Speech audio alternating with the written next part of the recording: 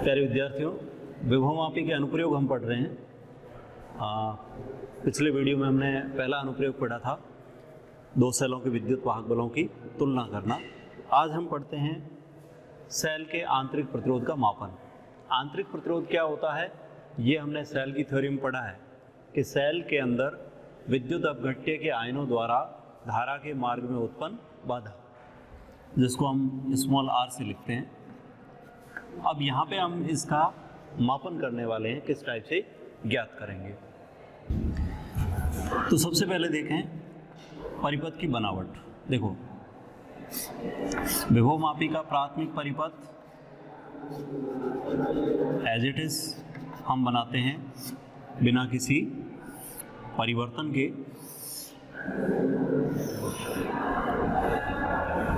कि ये विभवमापी का तार है 10 मीटर लंबाई का, एक समान अनुप्रस्थ काट का।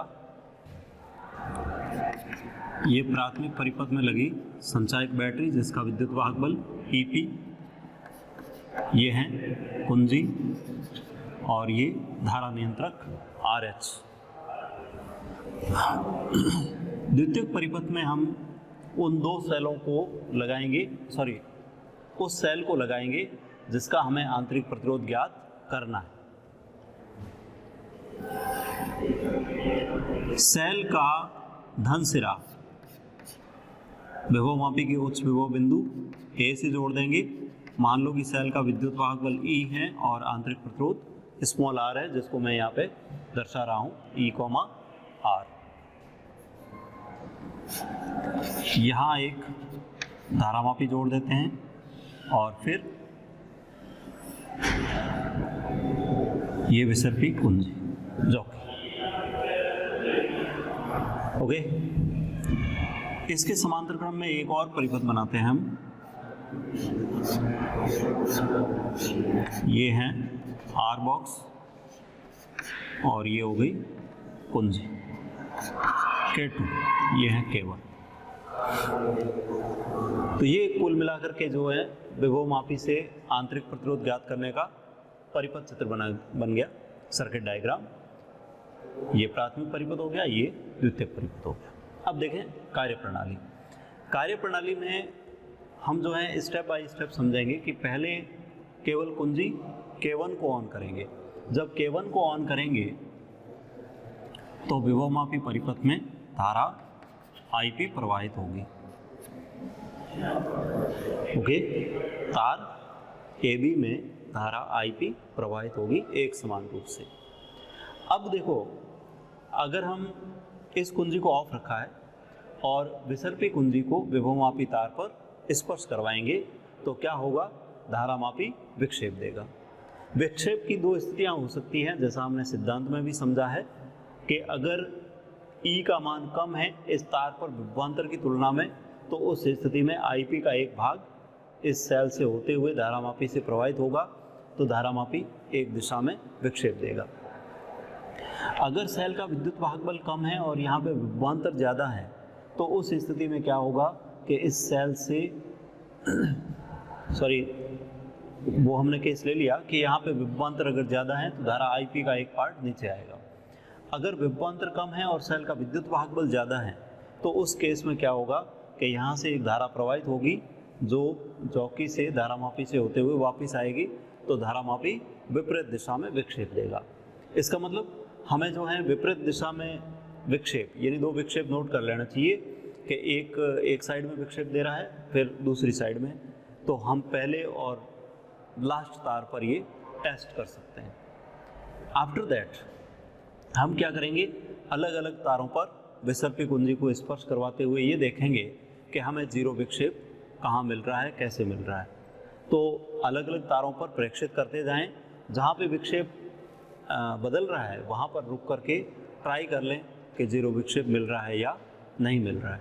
जहाँ जीरो विक्षेप मिल जाता है तो वहाँ पे हम क्या बोलेंगे कि ये सेल का जो विद्युत वाहक बल है ये इस तार पर संतुलित हो गया, और जितनी लंबाई पे संतुलित होगा वो इस सेल के लिए संतुलन लंबाई होगी, यानी विद्युत वाहक बल के लिए संतुलन लंबाई L1।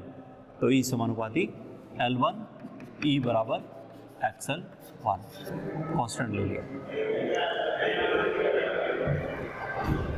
हम प्राथमिक परिपथ में कोई परिवर्तन नहीं करने वाले हैं, तो L1 जो है वो अनचेंज रहेगी, अपरिवर्तित रहेगी। कुंजी K2 को ऑन करें। K2 को ऑन करने पर क्या होगा, इस सेल से धारा I प्रवाहित होगी।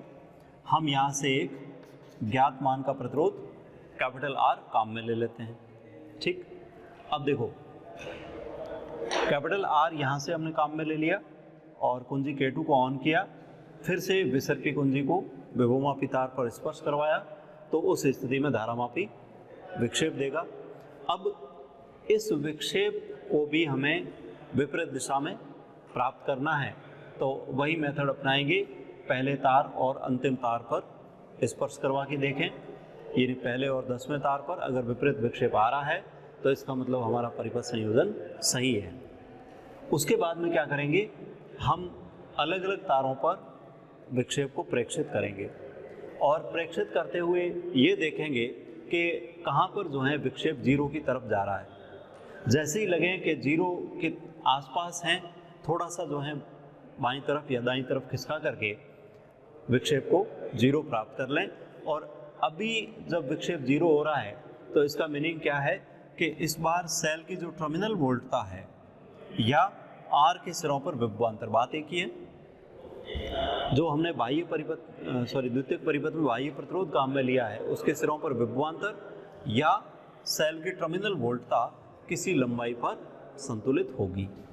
अगर वो लंबाई L है तो उस स्थिति में जो टर्मिनल वोल्टता या प्रतिरोध पर विभवांतर एक तरह से लंबाई L2 के समानुपाती होगा। तो हम फिर से जो है कांस्टेंट ले लेंगे x, तो ये बनेगा V बराबर XL2। V क्या है, टर्मिनल वोल्टता, E क्या है, विद्युत वाहक बल। समझ में आ जाना चाहिए ये दो समीकरण है किस टाइप से हमने प्राप्त की कि केवल K1 को ऑन किया तो उस केस में यानी K2 ऑफ है तो केवल सेल का विद्युत वाहक बल, क्योंकि इधर परिपथ खुला है तो खुले परिपथ में केवल विद्युत वाहक बल जो है वो संतुलित हो रहा है विभवमापी तार पर, तो E समानुपाती L1। जब हमने इस परिपथ को बंद किया तो बंद परिपथ में सेल की टर्मिनल वोल्टता परिभाषित होती है, तो टर्मिनल वोल्टता जो है वो संतुलित हो गई L2 लंबाई पर, यानी V समानुपाती L2, तो V बराबर हो गया XL2। E और V यानी विद्युत वाहक बल और टर्मिनल वोल्टता आ गए। अब हमारे पास में एक संबंध होता है E बराबर V प्लस IR, कहीं देखा था हमने, विद्युत वाहक बल, टर्मिनल वोल्टता और आंतरिक प्रतिरोध के बीच संबंध E equal to V plus IR। यहाँ से R निकालना है हमें, तो E minus V upon I, और I जो है इसको मैं लिख सकता हूँ V अपॉन R से, तो फिर आंतरिक प्रतिरोध small r E minus V upon V into R, ये एक फॉर्मूला बन जाता है E minus V upon V into R। तो देखें समीकरण नंबर 1 और 2 से E को लिखेंगे XL1, V को लिखेंगे XL2 upon XL2 into R, means small r L1 minus L2 upon L2 into R। ये हमें आंतरिक प्रतिरोध का एक फॉर्मूला मिल गया। ओके, और इस फॉर्मूले के अंदर ध्यान रखना है L1 को बार बार कैलकुलेट करने की ज़रूरत नहीं है। प्राथमिक परिपथ की कुंजी K1 जब ऑन होगी तो आपको L1 मिल जाएगी, एक बार में ही पूरे प्रयोग के दौरान L1 समान रहेगी, क्योंकि हम प्राथमिक परिपथ में कोई परिवर्तन नहीं करने वाले हैं। द्वितीयक परिपथ में कुंजी को ऑन करने से हमें L2 मिल रही है और L2 प्रतिरोध कैपिटल R के अनुसार रहेगी। कैपिटल R का मान हम अलग अलग ले सकते हैं, जैसे 1 ओम, 2 ओम, 3 ओम, 4 ओम, 5 ओम इस टाइप से ले लें, या 5, 10, 15 ओम इस टाइप से ले लें। जो भी R का मान लोगे उसके अनुसार जो है आपको संतुलन लंबाई L2 मिलेगी, तो L2 को नोट कर लीजिएगा और उसके अनुसार आंतरिक प्रतिरोध स्मॉल आर का मान कैलकुलेट कर लीजिएगा। ओके, तो आर के हम कई मान ले सकते हैं, लेकिन ध्यान रहे कि यहाँ हमें औसत नहीं निकालना होता है। औसत इसलिए नहीं निकालते क्योंकि सेल का आंतरिक प्रतिरोध कभी भी नियत नहीं रहता, ठीक है। यानी इसमें कोई फिक्स परिवर्तन हम ऐसे नहीं कह सकते कि भाई इतना हो जाएगा या कम होगा, ज़्यादा होगा। कई बार होता है कि कैपिटल आर को बढ़ाने से आर का मान कम भी हो जाता है। तो आंतरिक प्रतिरोध जो है ये फिक्स नहीं रहता, तो इसका हमें औसत मान नहीं निकालना चाहिए। तो इस टाइप से हमने जो है ये सेल के आंतरिक प्रतिरोध का मापन विभव मापी की सहायता से कर सकते हैं। हालांकि एक और विधि भी होती है जो डायरेक्ट हम वोल्टमीटर और अमीटर की सहायता से भी करते हैं। वोल्टमीटर और अमीटर की सहायता से जब आंतरिक प्रतिरोध ज्ञात करते हैं तो उसका भी मैं एक सिंपल सा परिपथ बता देता हूँ आपको कि जैसे मान लो कि ये सेल है जिसका विद्युत वाहक बल E और आंतरिक प्रतिरोध स्मॉल r है, और इधर जो है हम एक अमीटर कनेक्ट कर देते हैं। ये अमीटर है, ये कोई बाह्य प्रतिरोध है, और यहाँ पे हम लगा देते हैं वोल्टमीटर।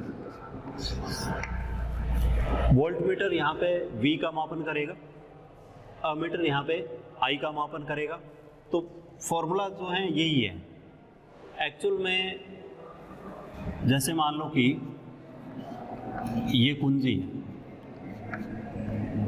इस कुंजी को अगर आप ऑफ रखेंगे तब आपको E मिलेगा।